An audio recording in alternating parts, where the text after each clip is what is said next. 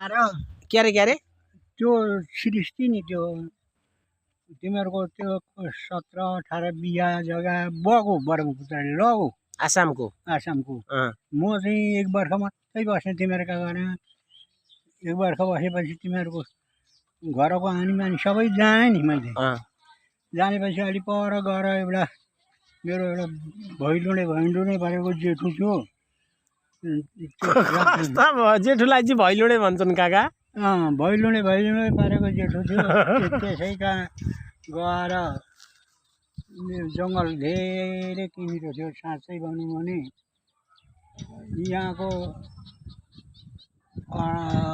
3.5 बिघा जति अनि त्यो जङ्गल थियो त्यहीँनिर गएर सालैसँग